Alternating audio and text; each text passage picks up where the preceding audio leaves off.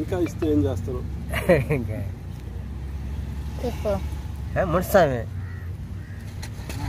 Sir వచ్చినాడు మాకు పేరు గుర్తుంటారు పేర్లో.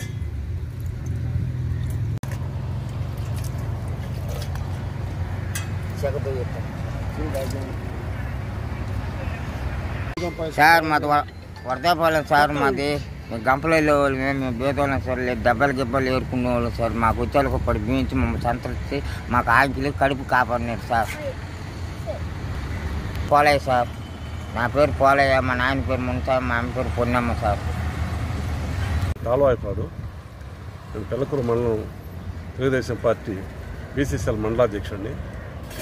ఇక్కడికి ఒక 2 కుటుంబాల సంచార జాతులు తిరుగుతూ ఉంటే వాళ్ళు ఎందుకు ఆకలిగా ఉన్నది, అన్నం కావాలన్నారు. సరే అన్నం పెడతామంటే కాదు, మా కోడలు కొడుకు కూడా ఉన్నారా, అంత బియ్యం ఇస్తే ఏదైనా వండుకొని తింటామన్నారు. సరే రమ్మని చెప్పి బియ్యం ఇప్పించి కూర చేసుకోమన్నాము. కానీ వాళ్ళు ఏదైనా దురలవాట్లు ఉన్నాయేమో అనే ఉద్దేశంతో నేను కొద్దిగానే ఇచ్చాను. ఏదో కష్టపడి నేను వచ్చి చూస్తే అన్నం వండుకొని తింటున్నారు.